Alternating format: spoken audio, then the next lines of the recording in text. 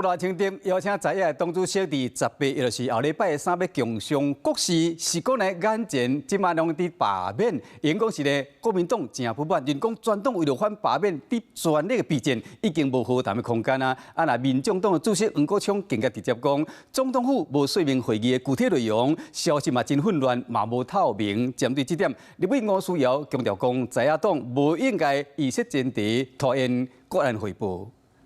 向在野党主席进行重要国安情势简报。为着化解调查危机气氛，总统赖清德专讲伫520就职谈会，讲到共襄国事，让总统府秘书长潘平安敲电话来邀请，决定伫6月18会面南北党的党主席。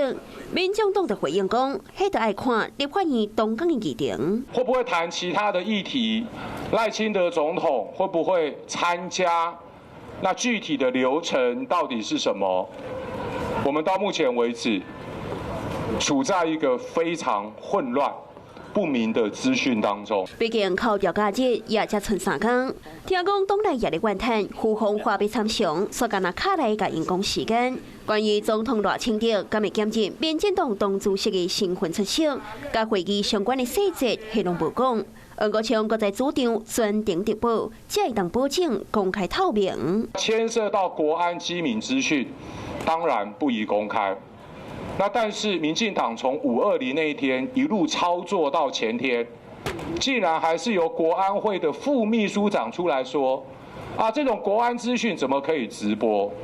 我看了真的傻眼。那时间真赶，罢免第3阶段特别计划和调查更加对立。 国民党美讲，安尼协商真无诚意。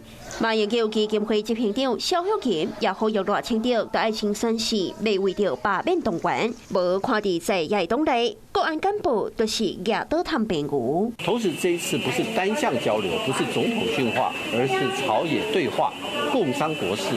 我们希望大家能够展开诚意。那详细的细节由我们黄介庭秘书长跟蔡孟安秘书长来协调。希望在野的领袖不要以任何的理由，或者是以任何的预设前提来拒绝。胡红表示善意，不过随着罢免的局势升温，恐惊也压缩到讲和的空间。